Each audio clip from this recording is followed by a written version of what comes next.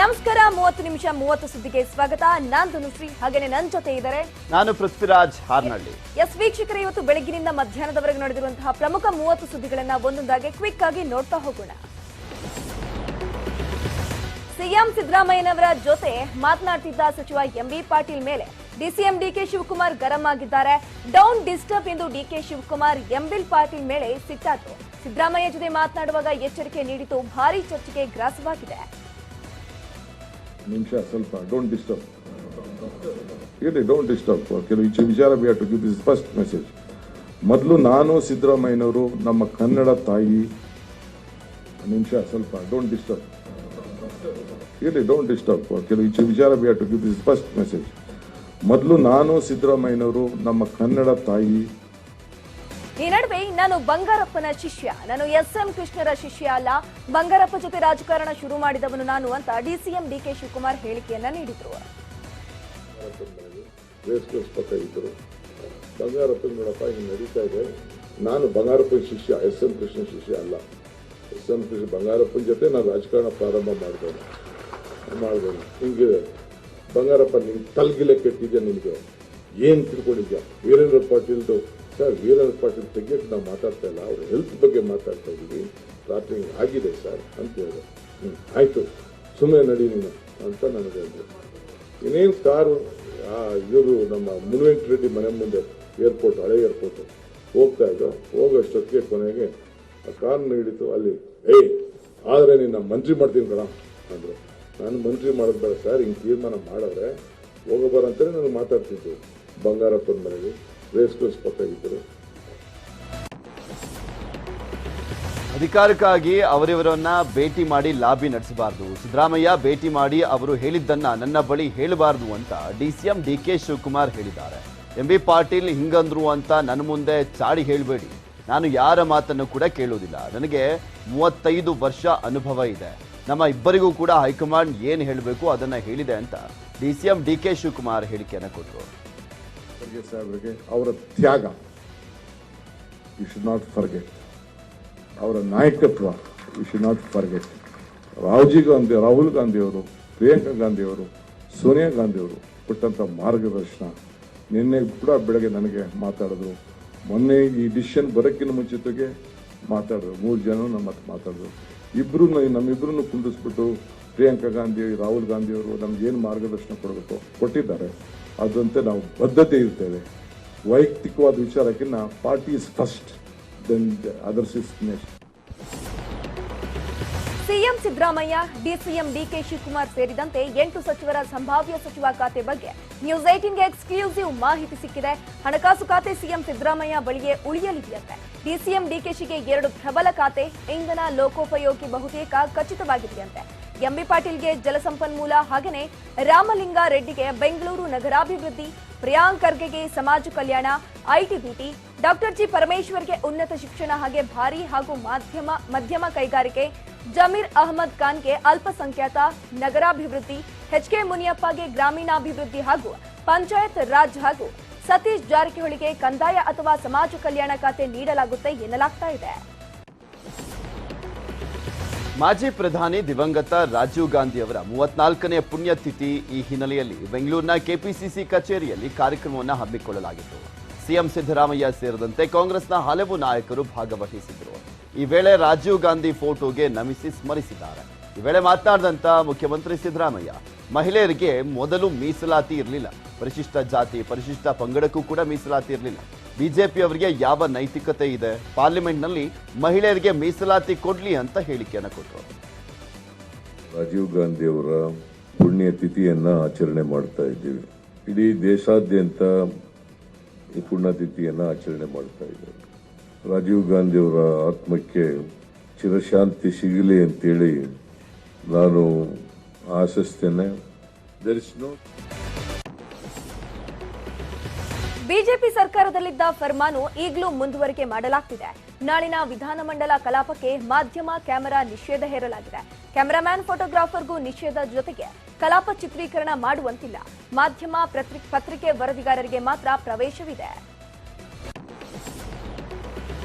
CM Siddaramaiah ಹಾಗೂ DCM D K Shivakumar ನಿವಾಸದಲ್ಲಿ ಚಟುವಟಿಕೆಗಳು ಗರಿಗೆದಿದ್ದು ಯಲಬುರ್ಗಾ ಕ್ಷೇತ್ರದಿಂದ ಆಯ್ಕೆಯಾಗಿರುವಂತಹ ಬಸವರಾಜ ರಾಯರೆಡ್ಡಿ ಸಹ ಸಿದ್ದರಾಮಯ್ಯ ಅವರನ್ನ ಭೇಟಿ ಮಾಡಿದ್ರು. ಈ ವೇಳೆ ಮಾತನಾಡಿದಂತ ರಾಯರೆಡ್ಡಿ ಈ ವಾರದಲ್ಲಿ ಮಂತ್ರಿಮಂಡಲ ರಚನೆ ಆಗುವಂತ ಸಾಧ್ಯತೆ ಇದೆ ಅಂತ ಹೇಳಿದ್ರು. ಇನ್ನು ಬೆಳಗ್ಗೆ ಸಿಎಂ ಸಿದ್ದರಾಮಯ್ಯ ನಿವಾಸಕ್ಕೆ ಭಾರಿ ಸಂಖ್ಯೆಯಲ್ಲಿ ಅಭಿಮಾನಿಗಳ ದಂಡೆ ಬಂದಿತ್ತು. ಇನ್ನು ಪೊಲೀಸ್ ಮಹಾನಿರ್ದೇಶಕ ಅಲೋಕ್ ಮೋಹನ್ ಸಹ ಸಿದ್ದರಾಮಯ್ಯ ನಿವಾಸಕ್ಕೆ ಭೇಟಿಯನ್ನು ನೀಡಿ ಕೆಲ ಹೊತ್ತು ಸಿಎಂ ಬಳಿ ಮಾತುಕತೆಯನ್ನು ನಡೆಸಿದರು.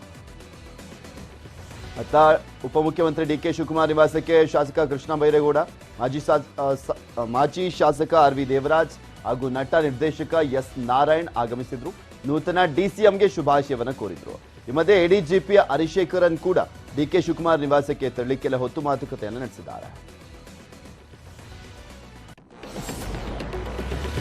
ನನಗೆ ಸಚಿವ ಸ್ಥಾನ ಸಿಗೋದು ಖಚಿತ ಅಂತ ಚಾಮರಾಜನಗರದಲ್ಲಿ ಶಾಸಕ ಪುಟ್ಟರಂಗ ಶೆಟ್ಟಿ ಹೇಳಿಕೆಯನ್ನ ನೀಡಿದ್ದಾರೆ. ನಾನು 4 ಬಾರಿ ಗೆದ್ದಿದ್ದೇನೆ. ಚಾಮರಾಜನಗರದ ಜಿಲ್ಲೆಯಲ್ಲಿ ನಾನೇ ಸೀನಿಯರ್. ಇನ್ನು 25ರಿಂದ 28 ಸಚಿವ ಸ್ಥಾನ ಭರ್ತಿಯಾಗಬೇಕು. ಯಾವ ಖಾತೆ ಕೊಟ್ಟರೂ ನಿಭಾಯಿಸ್ತೇನೆ ಅಂತ ಶಾಸಕ ಪುಟ್ಟರಂಗ ಶೆಟ್ಟಿ ಹೇಳಿಕೆಯನ್ನ ನೀಡಿದ್ದಾರೆ. ನೂತನ ಸರ್ಕಾರದ ಹಂಗಾಮಿ ಸ್ಪೀಕರ್ ಆಗಿ ಆರ್.ವಿ. ದೇಶಪಾಂಡೆ ಅವರನ್ನ ನೇಮಕ ಮಾಡಲಾಗಿದೆ. ನಾಳೆಯಿಂದ 3 ದಿನ ವಿಶೇಷ ಅಧಿವೇಶನ ನಡೆಯಲಿದೆ. ನೂತನವಾಗಿ ಆಯ್ಕೆಯಾಗಿರುವಂತಹ ಶಾಸಕರು ಅಧಿವೇಶನದಲ್ಲಿ ಪ್ರಮಾಣ ವಚನವನ್ನ ಸ್ವೀಕಾರ ಮಾಡಲಿದ್ದಾರೆ. ವಿಧಾನಸಭೆಯ ಹಂಗಾಮಿ ಸ್ಪೀಕರ್ ಆಗಿ ಹಿರಿಯ ನಾಯಕ ಆರ್.ವಿ. ದೇಶಪಾಂಡೆ ಅವರನ್ನ ಆಯ್ಕೆ ಮಾಡಲಾಗಿದೆ. ಈ ಅಧಿವೇಶನದಲ್ಲಿಯೇ ನೂತನ ಸ್ಪೀಕರ್ ಆಯ್ಕೆ ಕೂಡ ನಡೆಯಲಿದೆ. ಉತ್ತರ ಕನ್ನಡ ಜಿಲ್ಲೆಯ ಭಟ್ಕಳ ಶಾಸಕ ಮಂಕಾಳ ವೈದ್ಯಗೆ ಸಚಿವ ಸ್ಥಾನ ನೀಡುವಂತೆ ಸಾಮಾಜಿಕ ತಾಣದಲ್ಲಿ ಬೆಂಬಲಿಗರು ಅಭಿಯಾನವನ್ನ ಶುರು ಮಾಡಿದ್ದಾರೆ. 2ನೇ ಬಾರಿಗೆ ಮೀನುಗಾರ ಸಮುದಾಯದ ಶಾಸಕರಾಗಿ ಮಂಕಾಳ ವೈದ್ಯ ಆಯ್ಕೆಯಾಗಿದ್ದಾರೆ. ಮೀನುಗಾರ ಸಮುದಾಯದ ಕೋಟಾದಡಿ ಮಂಕಾಳ ವೈದ್ಯಗೆ ಸಚಿವ ಸ್ಥಾನ ನೀಡುವಂತೆ ಹ್ಯಾಶ್ಟ್ಯಾಗ್ ಮೂಲಕ ಬೆಂಬಲಿಗರು ಅಭಿಯಾನವನ್ನ ಆರಂಭಿಸಿದ್ದಾರೆ. ಬಿಜೆಪಿಯಲ್ಲಿ ಪ್ರಬಲ ವಿಪಕ್ಷ ನಾಯಕನ ಆಯ್ಕೆಗೆ ಕಸರತ್ತು ನಡೆದಿದೆ. ಸಿಎಂ ಸಿದ್ದರಾಮಯ್ಯ ಹಾಗೂ ಡಿಸಿಎಂ ಡಿಕೆ ಶಿವಕುಮಾರ್ಗೆ ಟಕ್ಕರ್ ಅನ್ನ ಕೊಡ್ಲಿಕ್ಕೆ ಲಿಂಗಾಯತರಿಗೆ ಮಣಿಯನ್ನ ಹಾಕಲಾಗ್ತಾ ಇದೆ ಅಂತ ಹೇಳಲಾಗ್ತಾ ಇದೆ. ವಿಪಕ್ಷ ನಾಯಕರ ರೇಸ್ನಲ್ಲಿ 3 ಲಿಂಗಾಯತ ನಾಯಕರಿದ್ದಾರೆ. ಮಾಜಿ ಮುಖ್ಯಮಂತ್ರಿ ಬಸವರಾಜ ಬೊಮ್ಮಾಯಿ, ಬಸನಗೌಡ ಪಾಟೀಲ್ ಯತ್ನಾಳ್, ಅರವಿಂದ್ ಬೆಲ್ಲದ್ ಕೂಡ ವಿಪಕ್ಷ ನಾಯಕನ ರೇಸ್ನಲ್ಲಿದ್ದಾರೆ. ಬಿಜೆಪಿಯಲ್ಲಿ ವಿಪಕ್ಷ ನಾಯಕರಾಗ್ತಾರಾ ಅನ್ನುವಂಥ ಕುತೂಹಲಕ್ಕೆ ಎಡೆ ಮಾಡಿಕೊಟ್ಟಿದೆ. ಕಾಂಗ್ರೆಸ್ ನೀಡಿದ್ದ ಗ್ಯಾರಂಟಿಗಳ ಘೋಷಣೆಯಾಯಿತು. ಇದೀಗ ಬೊಮ್ಮಾಯಿ ಸರ್ಕಾರದಲ್ಲಿ ನಡೆದಿದೆ ಎನ್ನಲಾದ ಹಗರಣಗಳ ತನಿಖೆಗೆ ಸಿಎಂ ಸಿದ್ದರಾಮಯ್ಯ ಸರ್ಕಾರ ಮುಂದಾಗಿದೆಯಂತೆ. ಕೋವಿಡ್ ಹಗರಣ ತನಿಖೆ ಹಾಗೂ ಗುತ್ತಿಗೆದಾರರ ಸಂಘದ 40% ಕಮಿಷನ್ ಆರೋಪದ ತನಿಖೆಗೆ ಸಿದ್ದರಾಮಯ್ಯ ಮೇಲೆ ಕಾಂಗ್ರೆಸ್ ಹಿರಿಯ ಶಾಸಕ ಒತ್ತಾಯಿಸುತ್ತಿದ್ದಾರಂತೆ. ಹೀಗಾಗಿ ಬಿಜೆಪಿ ನಾಯಕರಿಗೆ ಸಂಕಷ್ಟ ಎದುರಾಗಿದೆ. ನವ ಅವಧಿಯಲ್ಲಿ ನೀರಾವರಿ, ಲೋಕೋಪಯೋಗಿ ಸೇರಿದಂತೆ ಯಾವುದೇ ಇಲಾಖೆಯಲ್ಲಿ ಹಗರಣ ಆಗಿಲ್ಲ. ಕಾಂಗ್ರೆಸ್ ಸರ್ಕಾರ ತನಿಖೆ ಮಾಡಲಿ ಅಂತ ಕೇಂದ್ರ ಸಚಿವ ಪ್ರಹ್ಲಾದ್ ಜೋಶಿ ಹೇಳಿಕೆಯನ್ನ ನೀಡಿದ್ರು. ಅವ್ರು ತನಿಖೆ ಮಾಡಲಿಲ್ಲ. ನಮ್ಮ ಕಾಲದಲ್ಲಿ ಏನು ಆಗೇನೇ ಇಲ್ಲ. ಅವ್ರು ತನಿಖೆ ಮಾಡಲಿ, ನಮ್ದೇನು ಅದಕ್ಕೆ ಅಭ್ಯಂತರ ಇಲ್ಲ. ಅವ್ರು ತನಿಖೆ ಮಾಡಲಿಲ್ಲ. ನಮ್ಮ ಕಾಲದಲ್ಲಿ ಏನು ಆಗೇನೇ ಇಲ್ಲ. ಅವ್ರು ತನಿಖೆ ಮಾಡಲಿ, ನಮ್ದೇನು ಅದಕ್ಕೆ ಅಭ್ಯಂತರ. ಕೇಂದ್ರ ಸರ್ಕಾರದಿಂದ ರಾಜ್ಯಕ್ಕೆ ಸರಿಯಾಗಿ ಅನುದಾನ ಬರ್ತಾ ಇಲ್ಲ ಅಂತ ಹೇಳಿದಂತ ಸಿಎಂ ಸಿದ್ದರಾಮಯ್ಯನವರಿಗೆ ಕೇಂದ್ರ ಸಚಿವ ಪ್ರಹ್ಲಾದ್ ಜೋಶಿ ಟಾಂಗ್ ಕೊಟ್ಟಿದ್ದಾರೆ. ಕೇಂದ್ರದಿಂದ ರಾಜ್ಯಕ್ಕೆ ಬರಬೇಕಾಗಿರುವಂತಹ ಅನುದಾನ ಹೆಚ್ಚಳವಾಗಿದೆ. 2021-22ರಲ್ಲಿ 7,862 ಕೋಟಿ ಬಂದಿದೆ. ಪ್ರತಿ ವರ್ಷ ಅನುದಾನ ರಾಜ್ಯಕ್ಕೆ ಹೆಚ್ಚಾಗುತ್ತಲೇ ಇದೆ. ತಾವು ಕೊಟ್ಟಂತ ಭರವಸೆಯನ್ನ ಈಡೇರಿಸಲಿಕ್ಕೆ ಆಸಕ್ತಿ ಇಲ್ಲ. ಚುನಾವಣಾ ಕಾರಣಕ್ಕಾಗಿ ಸುಳ್ಳು ಭರವಸೆಯನ್ನ ನೀಡಿದ್ದಾರೆ ಅಂತ ಕಾಂಗ್ರೆಸ್ ಸರ್ಕಾರದ ವಿರುದ್ಧ ಕಿಡಿಕಾರಿದರು. ವಿಧಾನಸಭೆಯಲ್ಲಿ ಜೆಡಿಎಸ್ಗೆ ಹೀನಾಯವಾಗಿ ಸೋಲಾಗಿದೆ. ಅಲ್ಲದೆ ಭದ್ರಕೋಟೆ ಅಂತ ಹೇಳಲಾಗ್ತಿದ್ದಂತಹ ಹಳೆ ಮೈಸೂರು ಭಾಗದಲ್ಲಿ ಜೆಡಿಎಸ್ ಮಕಾಡೆ ಮಲಗಿದೆ. ಹೀಗಾಗಿ ರಾಜ್ಯಾಧ್ಯಕ್ಷರ ಬದಲಾವಣೆ ಬಗ್ಗೆ ಮಾಜಿ ಪ್ರಧಾನಿ ಎಚ್ ಡಿ ದೇವೇಗೌಡರು ಗಂಭೀರ ಚಿಂತನೆಯನ್ನ ನಡೆಸಿದ್ದಾರಂತೆ. ಜೆಡಿಎಸ್ ರಾಜ್ಯಾಧ್ಯಕ್ಷ ಹುದ್ದೆಗೆ ಭವಾನಿ ರೇವಣ್ಣ ಹೆಸರು ಮುನ್ನೆಲೆಗೆ ಬರ್ತಿದೆ.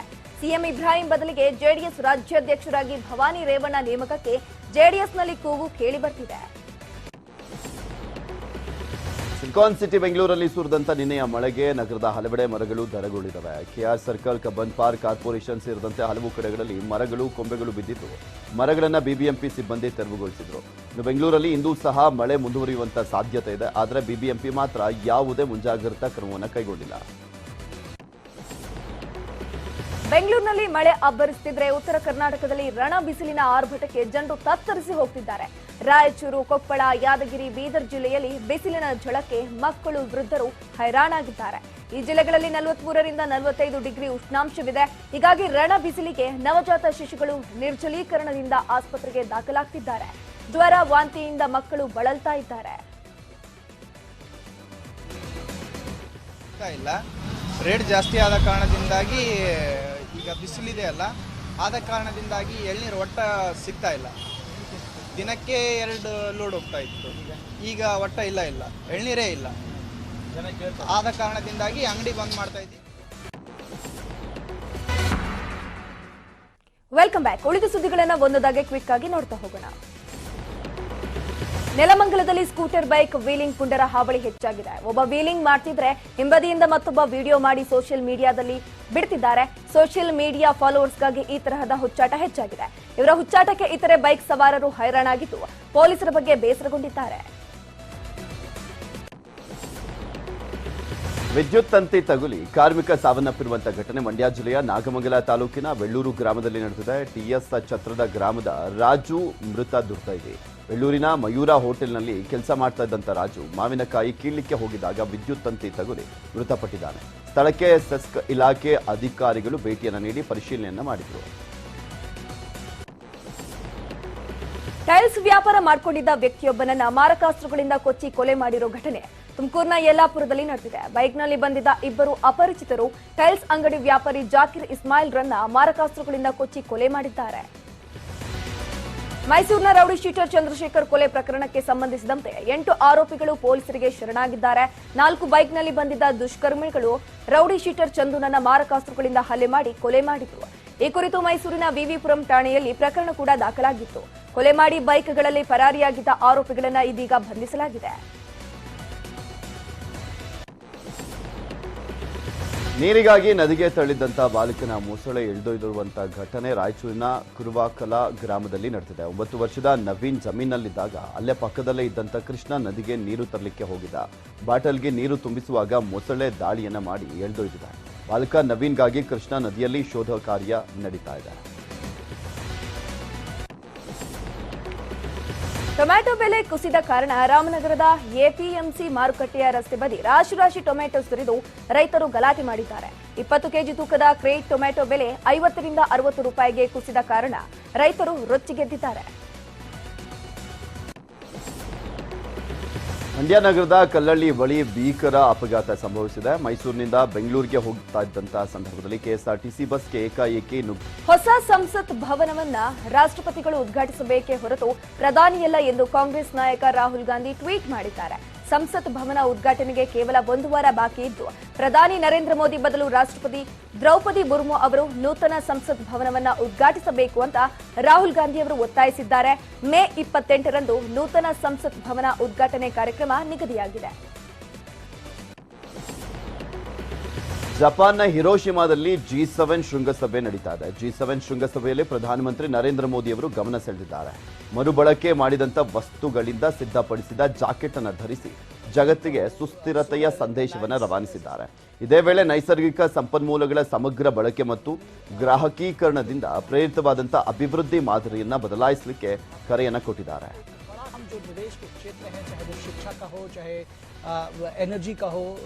G7 ಶೃಂಗಸಭೆಯಲ್ಲಿ ಮೋದಿ ಹಲವು ದೇಶಗಳ ನಾಯಕರ ಜೊತೆ ದ್ವಿಪಕ್ಷೀಯ ಮಾತುಕತೆಯನ್ನು ನಡೆಸಿದ್ರು. ಈ ಮಧ್ಯೆ ಬ್ರಿಟನ್ ಪ್ರಧಾನಿ ರಿಷಿ ಸುನಕ್ ಜೊತೆ ಮೋದಿ ದ್ವಿಪಕ್ಷೀಯ ಮಾತುಕತೆಯನ್ನು ನಡೆಸಿದ್ದಾರೆ.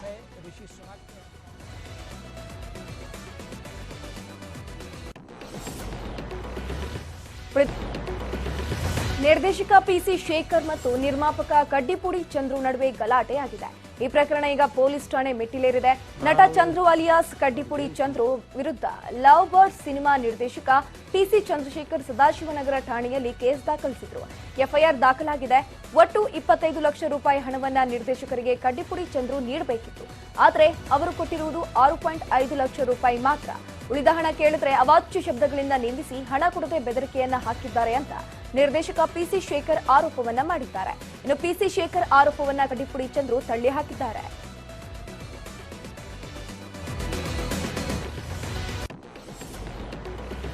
ಶಿವಮೊಗ್ಗದ ಸಕ್ರೆಬೈಲ್ನಲ್ಲಿ ತಾಯಿಗೆ ಸ್ನಾನ ಮಾಡಿಸಿ ಎಂಜಾಯ್ ಮಾಡಿದೆ ಪುಟಾಣಿ ಆನೆಮರಿ. ಪುಟಾಣಿ ಆನೆಮರಿ ತಾಯಿ ಜೊತೆ ನೀರಿನಲ್ಲಿ ಆಟ ಆಡುವಂತ ದೃಶ್ಯ ಸಕ್ರೆಬೈಲಿಗೆ ಬಂದಿದ್ದಂತ ಪ್ರವಾಸಿಗರ ಕಣ್ಮನವನ್ನ ಸೆಳೀತಾ ಇದೆ.